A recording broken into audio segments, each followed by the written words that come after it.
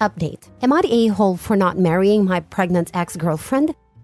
Original post. Nicole, 40 female, and I, male 40, were together for less than 2 years. She broke up with me 2.5 weeks ago. At first, she said she hated me and didn't want to hear from me ever. I respected that and did not contact her. One night, she drunk texted me about wasting her time and suggested getting back together. I ignored it since she was obviously drunk. But recently, she informed me that she's pregnant. I asked if the baby is mine, which made her furious. She accused me of accusing her of cheating. Even though she hasn't had a doctor's appointment yet, which I told her I wanted to attend with her, she has informed my entire family that I got her pregnant and abandoned her and the baby. Now my Christian mom's siblings, friends, and cousins are pressuring me to propose to her. Today, she called me 3 times at work, suggesting meeting over the weekend with my family for a small wedding, and I lost it. I don't even know if the baby is mine, and I won't marry someone just because of a baby. She called me an a-hole and hung up and called my family again, and my entire family is mad at me. Now for the top comments before reading the update. Not the a-hole. Did you see the positive pregnancy test? This is all kinds of crazy, and kinda seems like a trap with the pressure of marriage. Nope, I haven't seen anything. That's why I suggested to go to the doctor with her. Smart move. I'd want to see a positive test that I was present for, be there at the ultrasound, and get a fetal paternity test done if the doctor okays it, given it's not high-risk pregnancy if it's real. I'm sorry you're in this situation, and it's wild to me your mom believes her over you. Or that's the impression I got. I agree, except you can now do a full DNA screening and match for paternity using maternal blood instead of like the old days, where the needle had to go through the uterus. Only been out for a few years. So this chick is crazy. Don't get married because of a baby. That's a trash reason. Commit yourself to the baby because if it's yours. She did make it herself, not her. There is a way to do that. She screams she freaking hates me, but I should work on myself and marry her. WTF. She sounds like a manipulative person. Be careful. Maybe the kid is not even yours. And you both are in your 40s. It's not like she's a helpless young lady that doesn't know anything about life. Dude, so not the a-hole. My husband dealt with a very similar situation like this one with one of his exes years ago. When that ex texted him claiming she was pregnant with his baby, he texted her back saying he needed concrete proof that the pregnancy was real and demanded to show him in person the pregnancy test as well as any medical documents that show proof of the pregnancy. She got mad and messaged my mother-in-law over Facebook with that same sob story your ex told your mom. Luckily, mother-in-law also didn't buy it and backed my husband, saying the same thing. Apparently, this went on for a week or so, where that's all my husband and mother-in-law would tell her when she kept trying to reach out. After a week or so, the ex texted back claiming she lost the baby. Lol. If you do something like this, get a mutual friend or one of your family members who believes you to back you up in case your ex tries this nonsense. Do not tell her anything else besides that you will go with her to her doctor's appointment to confirm pregnancy, and that you are speaking with a lawyer to take steps to determine paternity if she's legit pregnant. Get these things in screenshots or audio recordings just in case. Also, please talk to a lawyer to find out how to do a court-ordered paternity test. You'll find out the truth soon enough. Good luck! Now for the update. So Nicole, my ex, ended up emailing my FWB Aaron's boss. She found a company on her LinkedIn and then mass emailed everyone. She wrote that we are engaged and have a baby on the way and told Aaron's employee to tell Aaron to leave our family alone. Aaron called me crying. Luckily, her company didn't fire her, but she was pretty embarrassed. She showed me the email. I decided to meet with Nicole in person and stay calm to see if I can go to the doctor with her. When we met, I asked how far along she is. She said she doesn't know exactly. I suggested that we go to a doctor who can probably determine the pregnancy through ultrasound or some tests. She said the doctor won't see her until at least 3 months. I asked how that's possible, and she got mad, saying it doesn't make a difference. She accused me of being a selfish narcissist and said she hates all of us, mentioning Josh.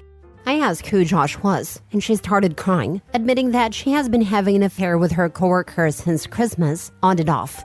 She broke up with me, hoping she could be with Josh, but he only wanted random hookups. That's why she made up the whole pregnancy story, saying, I realized that I still love you. I want to be with you forever. I asked her to confirm that she's not pregnant, and she screamed, "No, I'm not. But didn't you hear that I still love you?" I left. On the bright side, Erin and I have been talking a lot, and the more we talk, I realize what a wonderful woman she is. I asked if we can spend more time together, not just hook up, and she said she liked that. Dude, your ex is crazy bonkers. If DNA paternity tests can be done at 9 weeks, how the heck can she claim the doctor won't see her until 3 months? An OB will see a pregnant woman as soon as there is an available appointment. Don't believe anything she tells you. If she comes up with a sonogram pic, don't believe it unless you see the baby on a screen with your own eyes. She wouldn't be the first to find a sonogram pic online and Photoshop her name and info on it. Since she's already proven how psycho she can be, watch her back. If you even think she might have access to your home or any financial or account passwords, change them. Consider getting some security cams. Best wishes. Hopefully it's legal to record any and all conversations you might have with your ex if she reaches out again. Maybe that would help Erin's case against her. Anyone who attempts to baby trap someone is despicable. Too bad you didn't record your ex's confession. I feel so bad for Erin. If I were you, I would help Erin to hire a lawyer to sue your ex for defamation. If she has a case, I would even help her financially to sue my ex. Not a lawyer, but I would think, depending on what was in the email, could give her a case. Your ex deliberately mass emailed Erin's work to tarnish her reputation after going out of her way to find her online. Had she succeeded, Erin could have been fired or disciplined. I would consult an attorney. A lawsuit can be discussed. Not sure what jurisdiction you live in, but laws vary, and you may or may not have a case. But I'd probably also inquire about a restraining order against your ex. The made-up story and emailing the entire company a major lie, which could have had some really bad consequences, that seems pretty unhinged behavior. And honestly, I'm worried about your ex escalating the situation. Good luck to you. Contact the police via their non-emergency number and ask what they recommend about protecting yourself and Erin about the crazy ex. This might be something where you need to work with a lawyer to file for an order of protection or a restraining order to keep her out of your life. Next story. Am I the a-hole for billing my fiancé after a prenup request? My fiancé and I are high school sweethearts. We lived together about 3.5 years in college, but I left him because the last 2 years, he quit his job, complained nonstop about failing classes, but did nothing but sleep and play video games. Didn't pay his share of bills, but expected me to do all cleaning and cooking while working 2 jobs and school full-time. Then was mean to me. Time passes. He attends therapy, graduates, stabilizes, and honestly became such a good man. We reconnected and dates again. Life happens and we end up in different cities due to work. We are now engaged. He is under contract, so it's expected I move with him. He also just bought a house. Cause his mortgage for a 3-bed is cheaper than he was paying for a 1-bedroom apartment. He put $15,000 down. We talked about me paying $900 a month towards bills, which I had no issue with at first. Then he mentions getting a prenup. This rubs me the wrong way. I understand wanting to protect assets, but like we have been together since 15. And well, if we put tally marks to it, he owes me money. I would have to relocate and find a new job in his town, which the only reason I'd go there is for him. I agreed, but told him we need to settle his debts with me and have an established leasing agreement. This offended and made him super upset. We have a notarized contract because I took out $10,000 in loans after I lost his scholarships 1 semester and was denied approval. Despite it, I have been paying and never asked for money back before now. His car cost $6,000, and I loaned him $2.5K of it. Never got a dime back. Although he said he would pay it back, I never really pressed it though. I paid almost all bills for 2 years after he had quit his job. I didn't ask for any back, but I sure as heck pointed it out. And I decided that it would only be fair for me to pay for a market room rate. We live in the South, and that's $500 to $650 utilities included. I also started requesting half of vet bills as kitty support since one of our cats has diabetes. He has taken the changes as a champ, but I can tell he's super stressed out and sad. He literally makes double what I make at the moment, but I know he never expected, or maybe even remember, all the costs I've bidden for this relationship. I feel guilty because I never committed with expectations of it being returned, so when he suggested it, I don't know why I felt salty. Then I go a list of my costs which hurt him, and I don't know. Am I an a-hole? Did I go too far? Now for the top comments. I think your request was totally reasonable. If he wants a prenup, you need to even his score first. I don't understand how he expects you to not be offended by the prenup while simultaneously being hurt by a request for what you are owed. He owes her $10K in a notarized contract, not to mention the rest. Seems like she put down $10K of the deposit on his house. I said, this looks like so much baggage for the start of your marriage. Maybe you should be rethinking your relationship. You broke up with him once. Not the a-hole. Do not marry this clown. You were going to be left holding the bag, prenup or not. Yeah, I don't like how he turned himself around so admirably. But all that growth and self-awareness just happened to not include awareness of the $15,000 to $20,000 he owed this woman. The woman he's supposedly so in love with.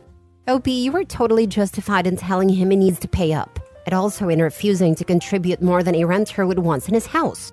However, I'd suggest you get him to agree to buying a new house together if you marry, as it makes zero sense to me that 20 years from today he will own a home, but you'll still have the zero equity of a woman who has been renting to those 20 years. Overall, I feel uneasy for you that after everything you did for him in the past, and with him expecting you to completely uproot your life, he'd even think prenup. These $15,000 to $20,000 are money and time she could have spent on personal development because it was in college. Her losses are much higher. Funny that he also put down $15K for his house. Not the a-hole. Struggling to see why you would marry this loser who exploits you and doesn't pay you back. Good people pay their debts without being hassled.